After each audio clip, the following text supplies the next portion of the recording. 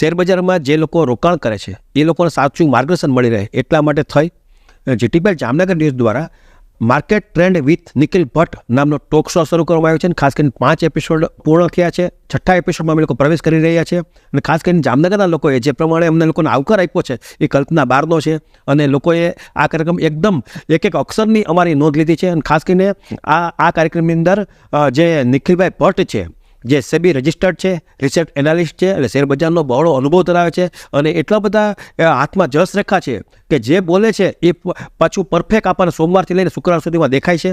અને જોયું છે અમે ઘણા વખતથી આમ તો આ બાબતની 6 એપિસોડ અમે લોકોએ પ્લે કરીએ છીએ. આ 6થો એપિસોડ છે, પણ જે પ્રમાણે ભારતીય શેરબજારમાં તેજી પણ આવી છે અને ખાસ કરીને ગયા સપ્તાહની વાત કરીએ સાહેબ નિખિલભાઈ, ગયા સપ્તાહે આમ તો સેન્સેક્સ 500 પોઈન્ટનો ઉછાળો જોવા મળ્યો છે અને ખાસ કરીને નિફ્ટીની અંદર જે વાત કરીએ તો અંદાજિત 380 પોઈન્ટનો ઉછાળો જોવા મળ્યો છે.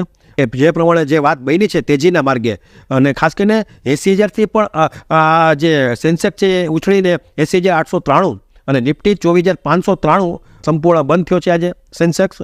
અને શું કહેશો એ બાબતે, આપનું શું પરફોર્મન્સ રહેશે, શું વાત રહેશે, કઈ રીતે આ વાત બની છે? જયેશભાઈ, વૈશ્વિક બજારોથી પણ વિપરીત ભારતીય શેરબજાર નિરંતર એટલે કે છેલ્લા 6 મહિનાથી એક તરફી તેજીનો માહોલ જોવા મળી રહ્યો છે.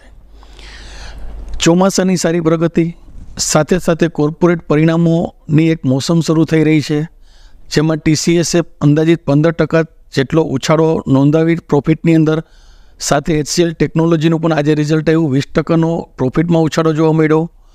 ઉપરાંત જે રીતે ચોમાસાની પ્રગતિ થઈ છે, આવનારું બજેટ છે એ ભારતીય અર્થતંત્રને એક બૂસ્ટર ડોઝ તરીકે સાબિત થવા જઈ રહ્યું છે. તેવી જોગવાઈઓને એક આધારિત માની અને વિદેશી સંસ્થાઓ અને સાથે સાથે સ્થાનિક સંસ્થાઓએ નવી લેવલનો એક માહોલ ઊભો કર્યો છે. અને આ બજારની તેજી એટલે કે ગત સપ્તાહે અંદાજિત 1450 પોઈન્ટની મૂવમેન્ટ કરી વોલેટાલિટીની અંદર અને સરેરાશ 522 પોઈન્ટના મથાળે સેન્સેક્સ બંધ થયો. સામાન્ય રીતે જોવા જઈએ તો 522 સરેરાશ જે જોઈએ છે ને એ લગભગ આ વીકની અંદર શક્ય બન્યું છે. અમુક 200 પોઈન્ટ 150 પોઈન્ટનું સરેરાશ જોવા મળતું હોય છે, પરંતુ જેમ જેમ બજેટ નજીક આવે છે, બજેટની જોગવાઈઓના ધ્યાનમાં રાખીને જે સાવધાનીપૂર્વક નવી ખરીદી, સ્ટોક સ્પેસિફિક, કોર્પોરેટ પરિણામો, ચોમાસાની સારી પ્રગતિ વગેરે અનેક કારણોને ધ્યાનમાં રાખીને ભારતીય શેરબજારમાં નવી તેજીનો એક માહોલ જોવા મળી રહ્યો. ખાસ કરીને ચૂંટણી પછીની વાત કરીએ સાહેબ, શેરબજાર એમ પણ ચૂંટણી પછી લોકોનો વિશ્વાસ વધુ વધ્યો હોય એવું પણ લાગે છે. ચોક્કસ. ચૂંટણીની અંદર એક પરિણામ એવું હતું કે સત્તા પક્ષ જે છે અત્યારના NDA સરકાર, આપણી NDA સરકારની અંદર એક વિકાસ કેવી રીતે થશે, શું થશે વગેરે અનેક અટકળો હતી. આ બધી અટકળો જ હતી. ખરેખર તો ભારતીય શેરબજાર અને ભારતીય અર્થતંત્ર છેલ્લા લગભગ 3 વર્ષ થયા, જે માનનીય વડાપ્રધાન શ્રી નરેન્દ્રભાઈ મોદીનું એક વિઝન છે કે $5 ટ્રિલિયન સપાટીને અર્થતંત્રએ આપણે પહોંચવાનું છે.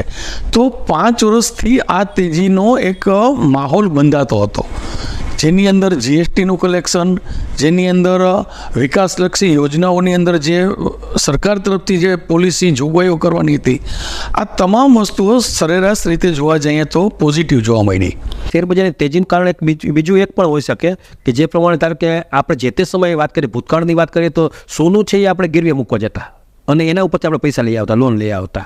હવે વાત એવી બની કે એ પૈસા હવે સોનું આપણે છોડાવવા નીકળ્યા છે અને સોનું હમણાં શોર્ટ આવ્યું, રિટર્ન પાછું આપણને જોવા મળ્યું છે કે કેન્દ્ર સરકાર રિટર્નમાં હતું આપણું સોનું એ લઈને પાછા આવ્યા છે. અને ખાસ કરીને નવું સોનાની વાત કરીએ તો અત્યારે જે પ્રમાણે સોનાનો ભાવ ઊંચો છે તો એ પ્રમાણે તમને કોઈ 21 ટન નવું સોનું પણ લીધું કેન્દ્ર સરકારે, તો એનું પણ બેનિફિટ આમાં જોવા મળે.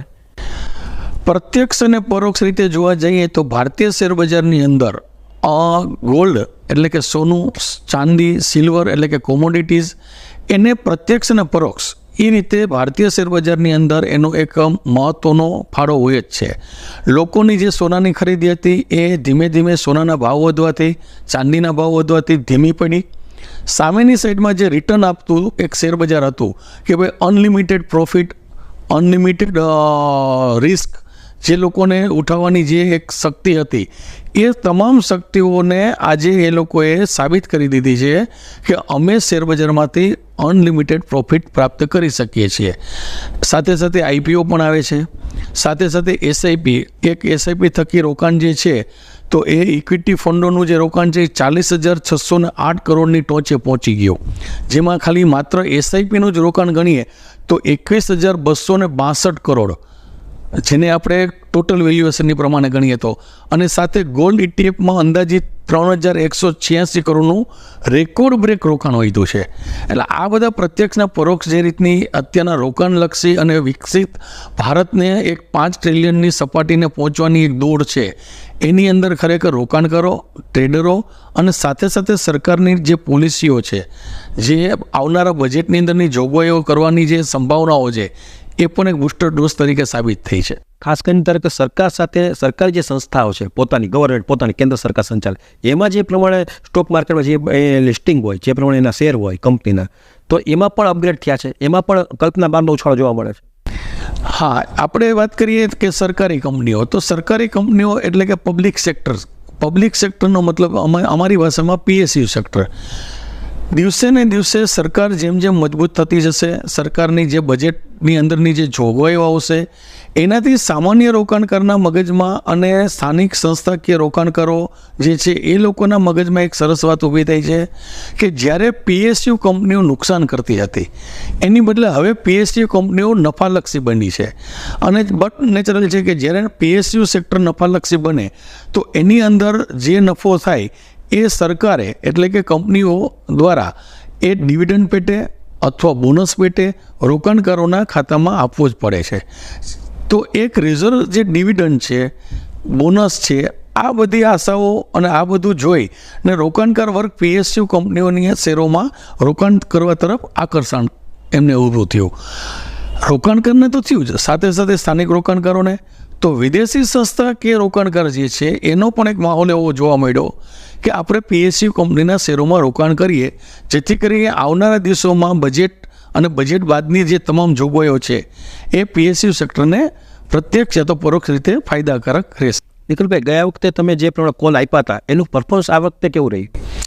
ગયા વખતે ખાસ તમે મને પૂછેલો હતો અદાણી એન્ટરપ્રાઇઝ, કે જે રીતે ઘટે છે અદાણી એન્ટરપ્રાઇઝ, અને તમે કીધું હતું કે હવે આવનારા દિવસોમાં અદાણી, તો જે તે સમયે આપણે ગયા એપિસોડમાં એક એવી ભલામણ કરેલી હતી કે આવતા વીકમાં અદાણી એન્ટરપ્રાઇઝમાં ઉછાળો નોંધવાશે, જે ખરેખર 8/7 એટલે કે 8મી જુલાઈના રોજ અદાણી 3,060 ના નીચા માથાડે હતો.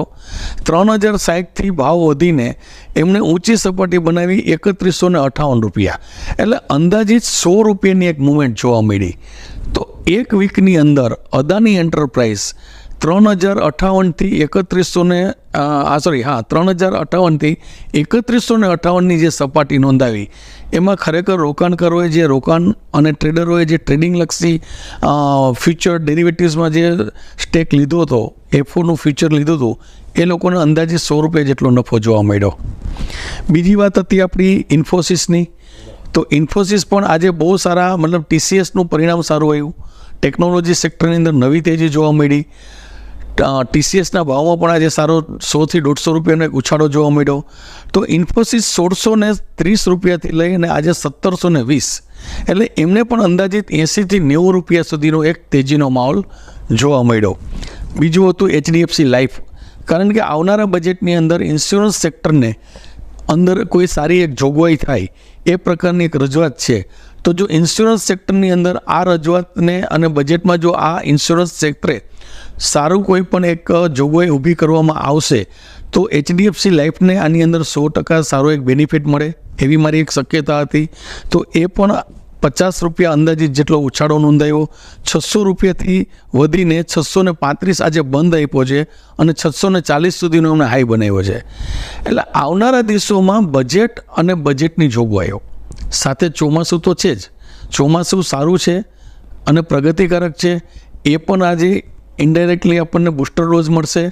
તો આવનારા દિવસોમાં બજેટની જોગવાઈઓ, ચોમાસાની સારી પ્રગતિ વગેરે કારણોથી તેજી અકબર. ખાસ કરીને ગયા વખતે તમે રોકાણકારોને IPO થી પણ માહિતીગાર કર્યા હતા, જે લોકો નહોતા ભરી શકતા અથવા તો નહોતું ધ્યાન એનું, એને તમે સારામાં સારી માહિતી આપી. એના પણ ગામમાંથી મને સિટીમાં જે લોકો અમારા આપણા જે પ્રમાણે એપિસોડ જોયા છે લોકોમાંથી વેલકમ થયું છે, એ લોકોને આપણને અભિનંદન પણ આપ્યા છે. તો આ વખતે વાત છે ટ્રેડર શું કરવું જોઈએ એની થોડીક નાની મોટી માહિતી આપો જેથી કરીને લોકો જાગૃત પણ બને આ બાબતે. ચોક્કસ જયેશભાઈ, રોકાણકારોની માંગણી દિવસે દિવસે વધતી જાય છે અને એ પણ તમારા માધ્યમથી. તમારી પાસે રોકાણકારો આવે, ફોન કરે, તમને જાણ કરે કે અમારે આ વસ્તુ જોઈએ છીએ. તો મને ગયા વખતે આ એક વસ્તુ ફીલ થયેલી કે ભાઈ રોકાણકારોને આઈપીઓમાં આપણે માર્ગદર્શન આપીએ, રોકાણકારો જ આવે છે તો શા માટે ટ્રેડરો નથી આવતા? તો એ પણ મેં આજે માર્ક કર્યું કે ટ્રેડરોના પણ તમને ફોન આવ્યા હશે. આ વસ્તુ બહુ મહત્ત્વની છે કારણ કે આપણો એપિસોડ માત્ર રોકાણકારો નથી જોતા, આપણો એપિસોડ ટ્રેડરો પણ જોવે છે કે જેને પોતાને માર્જિન પેમેન્ટ આપીને રોકાણ કરીને નફો લેવો છે. તો એ લોકોમાં આપણે જે રીતે સક્સેસ માતાજીની બ્લેસિંગથી, હું જસ બધો માતાજીને આપું છું, તો માતાજીની બ્લેસિંગથી આપણે જે કંઈ પણ ક્રેડિટ લઈ રહ્યા છીએ તો એ બધો જસ માતાજીને આપીએ છીએ કે આપણે આપેલી જે કંઈ પણ ભલામણો છે, ઇન્ફોસિસ છે, અદાણી છે, રિલાયન્સ છે. આજે રિલાયન્સ પાછો 3110થી વધીને 3210 થયો. તો 100 રૂપિયાનો જમ્પ એ બહુ નાની વસ્તુ નથી, બહુ મોટી વસ્તુ કહેવાય છે. તો આ બધા ફેક્ટરને આપણે ધ્યાનમાં લઈએ તો આજે આપણે ટ્રેડર્સને માહિતી આપીએ, બહુ ટૂંકી અને બહુ સચોટ માહિતી. ટ્રેડરોએ સૌપ્રથમ શું કરવું જોઈએ? તો કે ટ્રેડરોએ સૌપ્રથમ તો બજારની રૂખને જાણવી જોઈએ. સવારે 9:15 વાગે માર્કેટ ઓપન થાય અને જેવું ઓપન થાય એટલે લાવનો એક માહોલ હોય અથવા વેચાણનો એક માહોલ હોય તો સીધું કૂદી નહીં પડવાનું. એમને બજારની રૂખ એટલે કે ટ્રેન્ડ અનિર્ણાયક હોય. થોડી વાર નીચે ગયો, વળી પાછું તેજી આવી, વળી બાઇંગ આવ્યું, વળી સેલિંગ આવ્યું. આ પ્રકારનો અનિર્ણાયક ટ્રેન્ડ જ્યારે જોવા મળે ત્યારે થોભો અને રાહ જોવાની નીતિ અપનાવી. સીધું જમ્પ નહીં કરવાનું. ભાઈ આપણે કોઈ બ્રોકિંગ હાઉસની અંદર બ્રોકરેજ જનરેટ કરવા માટે આપણે લોકો ટ્રેડ નથી કરતા. આપણે આપણા પોતાના નફાલક્ષી ટ્રેડ બને એના માટે ટ્રેડ કરીએ છીએ. તો આપણે હંમેશને માટે થોડું વિચારીને અનિર્ણાયક રૂખ હોય બજારની ત્યારે ટ્રેડ ન કરવું જોઈએ. બીજો મુદ્દો છે બજારના ઓવર ટ્રેડથી દૂર રહો અને તમારી રોકાણ ક્ષમતાને તમે ધ્યાનમાં રાખો. મતલબ એવો છે કે તમારી પાસે 2 લાખ છે તો 2 લાખના માર્જિનમાં તમને જે કંઈ પણ સ્ટોક આવે છે, ફ્યુચર આવે છે, એને તમે પ્રાધાન્ય આપો. ઓવર લિમિટ કે ભાઈ 2 લાખ રૂપિયા છે, ગામમાંથી 5-15 લાખ રૂપિયા મિત્રો પાસેથી આ તે લઈ અથવા ક્યાંયથી ઓડી લઈ અથવા એફડી તોડી અથવા બ્રોકરને કોઈ XYZ ભલામણ કરી અને આપણે ઓવર ટ્રેડ કરવા જઈ રહ્યા છીએ કે હવે તો બજાર તેજીમાં જ રહેશે, હવે તો બજારમાં કંઈ પ્રોબ્લેમ નથી. અહીંથી 2 જ વસ્તુ કહેવામાં આવે છે. બજાર તેજીમાં રહેશે એનો મતલબ એવો છે કે તમારે તમારા રોકાણ ક્ષમતાને ધ્યાનમાં રાખી અને લિમિટેડ ટ્રેડની અંદર સારો નફો મેળવવો. બજારની તેજીની વાત બરાબર છે પણ તમારે પણ સાથે સાથે તમારી રોકાણ ક્ષમતાને ધ્યાનમાં રાખવી. એવું નહીં અમે આ માધ્યમથી, આ ટોકશોના માધ્યમથી તેજીની જ વાત કરી છે તો અમે મંદીની પણ વાત કરશું. જે તે સમયે મંદીનો માહોલ આવશે ત્યારે આપણે મંદીની પણ ચર્ચા કરીશું. મંદીની અંદર પણ એવું હોય છે કે લોકોને ખ્યાલ જ નથી હોતો મંદી ક્યારે આવશે. એટલે વન વે જે તેજી તરફ જઈ રહ્યા છે તો એમાં સાવધાનીપૂર્વક એ લોકોએ રોકાણ કરવું જોઈએ. ત્રીજું છે ચોક્કસ સમાચાર એટલે કે ઇન્ફોર્મેશન. શેર બજારનું સૌથી મોટું અને મહત્ત્વનું પરિબળ ઇન્ફોર્મેશન.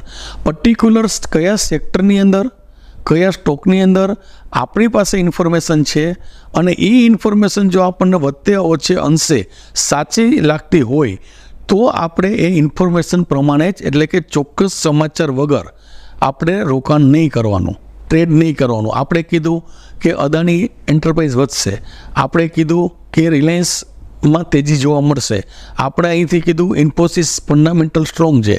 તો આપણી પાસે ટેકનિકલ્સ લેવલ ઉપરાંત આપણી પાસે 23 વર્ષનો અનુભવ ઉપરાંત આપણે સેબીની અંદર રજિસ્ટર્ડ રિસર્ચ એનાલિસ્ટ તરીકે અને સાથે સાથે આપણી પાસે બજારની સમથિંગ ઇન્ફોર્મેશન છે. આપણે એમને કોઈ હવાની વાત નથી આપી દેતા કે આપણી પાસેનો આ બહોળો અનુભવ છે તો એ રોકાણકાર અને ટ્રેડરો માટે છે. તો અહીંથી જે કંઈ પણ ભલામણ કરવામાં આવે એના સાથે સાથે તમારે પણ એની ભલામણને ચોકસાઈથી ધ્યાનમાં રાખવી જોઈએ. સાથે સાથે બજારની અંદર જ્યારે તમારો અનફેવર ટ્રેડ થાય જયેશભાઈ, જેમ કે માની લો તમે બાઇંગમાં બેઠા છો અને બજાર એકી સાથે ક્રેશ થવાની અથવા વેચાણ તરફી એક મૂવમેન્ટ નોંધાવતું હોય તો ત્યારે તમારે તમારા સોદાઓને ઝડપથી સુલટાવવા.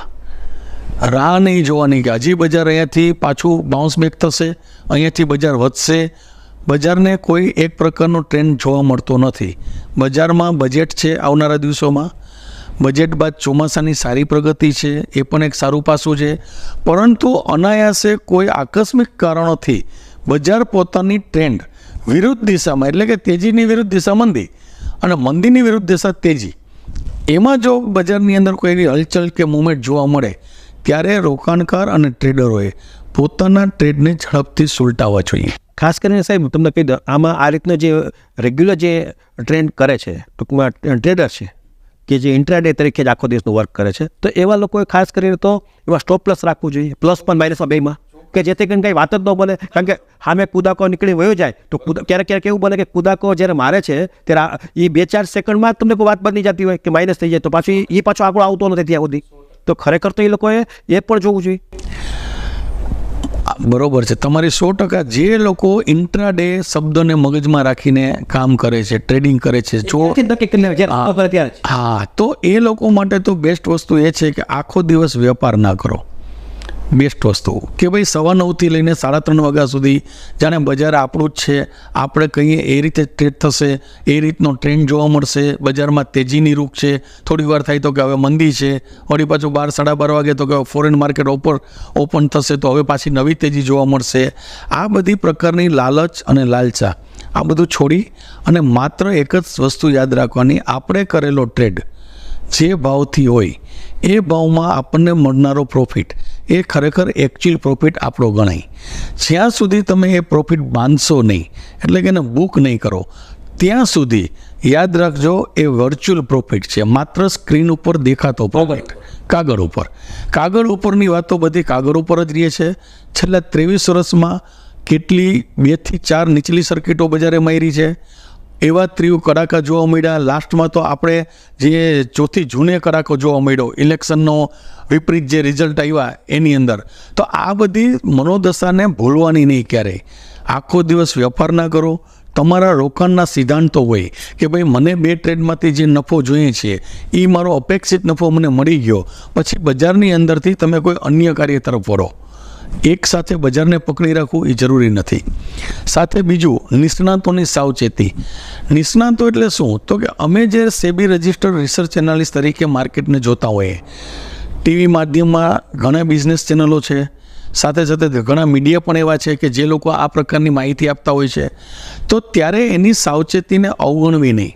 એ લોકોને ધ્યાને શાંતિથી સાંભળી આપણે આપણી રોકાણ ક્ષમતાને ધ્યાનમાં રાખી અને નિષ્ણાતોને આપણા મિત્રો બનાવી અને એની નોંધને સાવધાનીપૂર્વક આપણે ધ્યાને લેવી કે ભાઈ એ આપણા માટે કહે છે, એ એના ફાયદા માટે નથી. એમ કે ભાઈ બજારનો ટ્રેન્ડ અમને અહીંયાથી નરમ દેખાય છે, તો આપણે આપણી જે ટ્રેડિંગ ક્વોન્ટિટી છે, ટ્રેડિંગમાં આપણે જે આપણું રોકાણ ક્ષમતા તરીકે આપણે જે પૈસા રોકીએ છીએ માર્જિન પેટે અથવા કોઈ પણ, તો એમાં બ્રેક લગાવી કે ભાઈ એ લોકો બુદ્ધિશાળી આપણા કરતાં હશે એવું નહીં, પણ એ લોકો પાસે અનુભવ હશે. બુદ્ધિશાળી બધા સરખા જ છે, પણ અનુભવ કદાચ આપણાથી વધી જતો હોય.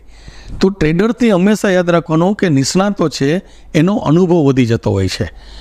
ક્યારેક મારા અનુભવમાં એવું પણ આવે છે, આપણે પ્રોફિટ બુક કરાવીએ પછી ભાવ વધી જાય તો કે લો નિખિલભાઈ આ ભાવ વધી ગયો, આપણે રાખી મૂક્યા હોત તો એવા તો કેટલીય કંપનીઓ છે કે જે લોકોએ રાખી મૂકી છે એના ભાવ આજની તારીખે નથી આવતા, ડીલિસ્ટિંગ થઈ ગઈ છે બજારમાંથી. જ દ્રષ્ટિ સાહેબ મુશ્કેલ એ છે કે ગુજરાતી બ્લડ છે, આપણે બધા ગુજરાતી છે ને આપણને જે સામાન્ય લોકો ગુજરાતી જ છે. ગુજરાતી લોકોની થોડીક વાત લાલચા વધારે હોય છે, સમજી ગયા? એટલે ધારે તોય રમે કે ધારો થોડાક માઇનસ થયા તો કે કવર કરવા માટે થોડુંક આગળ વધીએ. હવે ત્યારે ક્યારેક એવું બને કે ધારો તેજીમાં છે, એને ધારો કે 2-5 લાખનો વધ્યા તો કે આપણે જાય તો આપણે ક્યાં જવાના, તોય તમને કોઈ વધારે પડતો રિસ્ક લે છે, તો આવેલો પૈસો પાછો ચાલી જાય છે. ગુજરાતી જે ટ્રેડર અને રોકાણકાર, એટલે ટૂંકમાં ગુજરાતી જ આપણે ટ્રેડર રોકાણકાર પ્રજા એ નહીં, પણ ગુજરાતી સ્વાભાવિક છે ને સાહસિક હોય છે. એમને સામા પાણીએ જવું જ ગમે છે. એની એમ જ છે કે બજારની અંદર આપણે જે સાહસ કરશું, અને સાથે એ પણ છે કે એમના સાહસને ખરેખર બજાર સંપૂર્ણ ટેકો પણ આપતો હોય છે. એનું ગણિત બહુ જુદું હોય છે કે ભાઈ તમે આપણી પાસે રોકાણ ક્ષમતા છે, આપણે રોકાણ કરીને પોઝિશન હોલ્ડ કરી શકીએ એમ છીએ, અને આપણી પોઝિશન હોલ્ડ થશે તો આજે 1 મહિનો નહીં, 2 મહિના નહીં, 3જા મહિને તો નવી તેજીમાં આપણને નફો આપીને જ જશે. એટલે ગુજરાતી પ્રજા બહુ સાહસિક છે, પોઝિશનલ કોલને વધારે પ્રાધાન્ય આપે છે. જે લોકો ડે ટ્રેડર્સ છે અને જે લોકોને ઇન્ટ્રાડેમાં જેને રમવું છે એની એક રોકાણ ક્ષમતા ઓછી હોય છે, જેથી કરીને એ લોકોને ક્યારેક સ્ટોપ લોસનો પણ સામનો કરવો પડતો હોય છે. પરંતુ જે લોકોએ પોઝિશનલ કોલ લઈને બેઠા છે, જે લોકોના એક રોકાણ ક્ષમતા, એના માર્જિનની ક્ષમતા અને એને માર્ક ટુ માર્કેટ જે ડિફરન્સ પે કરવાની ક્ષમતા છે, એ જેની પાસે છે એ અલ્ટિમેટલી આ બજારમાંથી પ્રોફિટ લઈને જ નીકળે છે. ખાસ કરીને અત્યારની વાત કરીએ તો આવતા સપ્તાહમાં કયો આપ કોલ આપશો કે જેથી કરીને લોકોને ઇન્વેસ્ટમેન્ટ કરે તો એમાં એ સફળ થાય? સૌ પ્રથમ તો હું બીજી 2-3 એક વાત લઈશ. જે મારા એક સોનેરી નિયમો છે નફો બુક કરવાના, કે નફો ક્યારે બુક કરવો. ઘણા ટ્રેડર્સ મને પૂછે છે કે નિખિલભાઈ તમે આ ભલામણ કરી, 100 રૂપિયા વધી ગયો તો અમને તો આમાં 30 રૂપિયાનો જ નફો થયો. બરોબર છે, તમારી વાત સાચી છે કે ભાઈ તમે 30 રૂપિયા કે 40 રૂપિયાનો એક નફો લઈને એ સ્ટોકમાંથી એક્ઝિટ લીધું. હકીકત શું હોય છે, નફા બુક કરવાના 3 નિયમો હોય છે. એક તો તમારા સોદો જે તમે કરો છો ત્યારથી તમે એક ટાર્ગેટ નક્કી કરો છો, તો પહેલાં તો તમારે તમારા ટાર્ગેટ ભાવે નફો બુક કરવો જોઈએ. ટાર્ગેટની અંદર પણ તમે 1, 2, 3 એવી રીતે 3 ટાર્ગેટ હોય તો તમારા 3 ટાર્ગેટની અંદર પહેલો ટાર્ગેટ, બીજો ટાર્ગેટ, ત્રીજો ટાર્ગેટ માની લો તમારે નથી ઊભું રહેવું અને તમને એમ લાગે છે કે મારે નફો બુક કરી લેવો છે તો તમારે કરી શકાય. પણ જો ત્રીજા ટાર્ગેટની લાલચમાં તમે કોઈ પણ પોઝિશન હોલ્ડ કરો તો હંમેશને માટે યાદ રાખવું કે બીજો જે ટાર્ગેટ છે એને તમે તમારો સ્ટોપ લોસ બનાવો. બીજો ટાર્ગેટ માની લો જતો રહ્યો અને તમે સ્ટોપ લોસ નથી કરતા તો પહેલો ટાર્ગેટ જે છે ત્યાં તમે સ્ટોપ લોસ બનાવીને, એનો મતલબ એમ છે કે ત્યાં તમે પ્રોફિટ બુક કરી લો. મતલબ તમારો પહેલો, બીજો ને ત્રીજો 3 ટાર્ગેટ, 3માંથી તમે જે ભાવ ઉપર નફો બુક કરતા જશો એ તમે તમારે એને સ્ટોપ લોસ બનાવતો જોવો જોઈએ. પછી શું થાય કે જ્યારે બજારમાંથી નફો હાથમાંથી જતો રહીએ એટલે પછી નીચે આવે, ભાવથી નીચે આવે એટલે ટ્રેડિંગ ભાવ. તો જ્યારે તમને એમ લાગે કે હવે બજાર સાવ હાથમાંથી જાય છે, સોદો આપણા હાથમાંથી જાય છે, આપણા હાથમાંથી નફો જઈ અને હવે નુકસાની તરફ જાય છે, તો હંમેશના માટે યાદ રાખવાનું ચુસ્ત સ્ટોપ લોસના ભાવે નફો બુક કરી લેવો. પણ માર્જિન ક્ષમતા હોય, માર્જિન કેપેસિટી હોય, આપણને ખ્યાલ છે કે આપણે 2 લોટ લીધા છે અને આપણી પાસે 25 લોટનું માર્જિન ઊભું છે, તો આપણે એની અંદર નુકસાની બુક કરવાની કોઈ જરૂર નથી હોતી. બજાર છે, બજારને બાઉન્સ બેકની એક હોય જ છે કે બજાર તેજીમાં ગયું છે તો મંદીમાં આવશે અને મંદીમાં ગયું છે તો તેજીમાં આવશે. પર્ટિક્યુલર ફંડામેન્ટલ સ્ટોક નેવર ડાય, આ મારો એક વર્ડ છે કે જે ફંડામેન્ટલ સ્ટોક્સ છે એ ક્યારેય એને મૃત્યુ જ નથી આવતું. એ અમર જ છે, એનો ભાવ આજ નહીં તો કાલ અને કાલ નહીં તો 4 દિવસ પછી આવે છે ને આવે જ છે.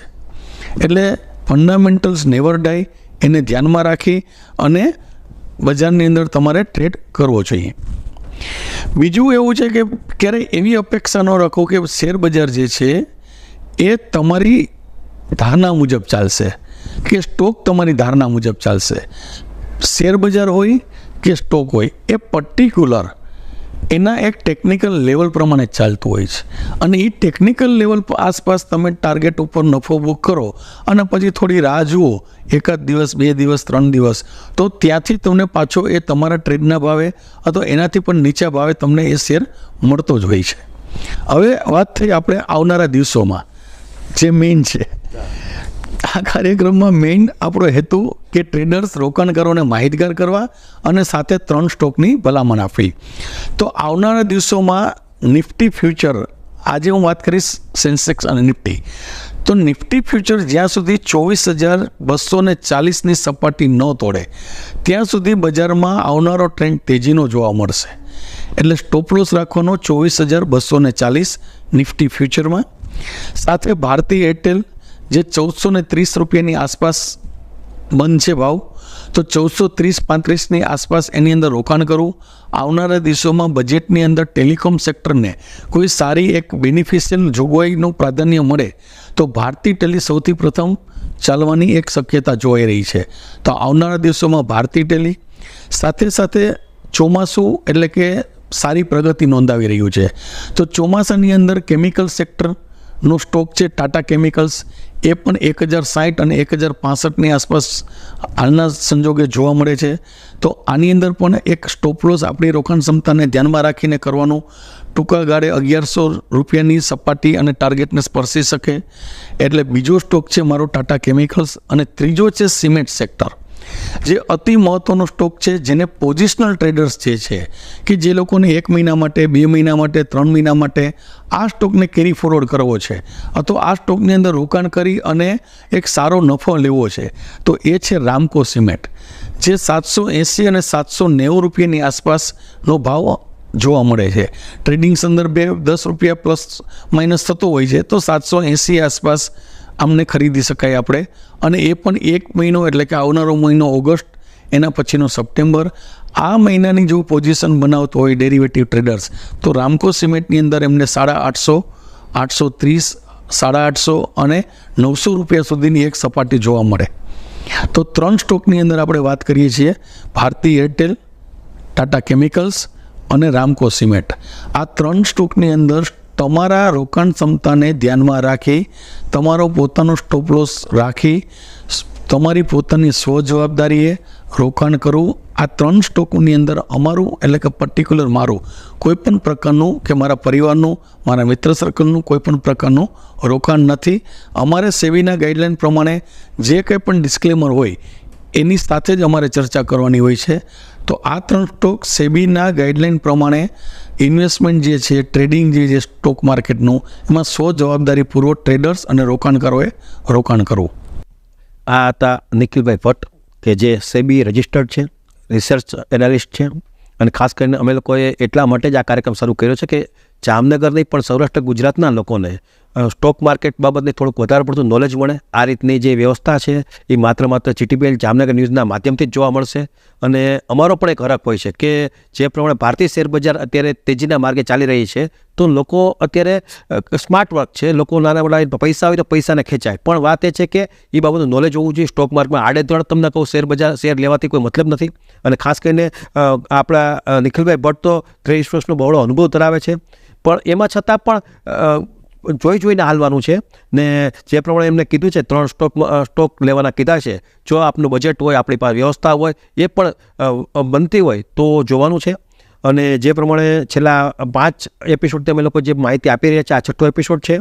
અને બને ત્યાં સુધી અમારો પોઝિટિવ પ્રયત્ન એ હોય છે કે શેર બજારનું તમને લોકોને પરફેક્ટ માર્ગદર્શન મળે. ઇન્ટ્રાડેની જે વાત આવે છે, લોકો ઇન્ટ્રાડેની પણ સારું રોકાણ કરતા હોય છે, એટલે એની પાસે નાના મોટા પૈસા હોય છે, પણ અત્યારે સવારે બપોરે લઈ સાંજે બપોર 3:30 વાગ્યા પહેલાં એ શેર છે વેચી મારે, એ ટાઈપની એક વાત હોય છે. તો એ બાબતને પણ જે પ્રમાણે નિખિલભાઈ કીધું કે ભાઈ બહુ લાલચમાં જવાની જરૂર નથી. જે પ્રમાણે નફોનું જે નક્કી થયું છે એ નક્કી થયા પ્રમાણે એટલે કે માનસિક રીતે નક્કી કરવાનું કે ભાઈ આપણે 10-15% કે 8-10% કમાવા છે, તો એનાથી બીજી કોઈ વાતમાં પડ્યા વગર અથવા તો ગમે એટલી માર્કેટ ઊંચી જાય કે નીચી જાય, પણ આપણે લોસાઈ ન જાય એ પ્રમાણે બહુ લાલચમાં પણ નથી રહેવાનું, લોસ પણ બહુ ખમવાનું નથી. એ પ્રમાણે બધી બેલેન્સ રાખી અને જો કન્ટિન્યુ રહેવું હોય આ સ્ટોક માર્કેટમાં, તો આ જે પ્રમાણે અહીંથી જે માર્ગદર્શન આપવામાં આવ્યું છે એનો જે તમે ઉપયોગ કરશો તો 100% સફળ થશો.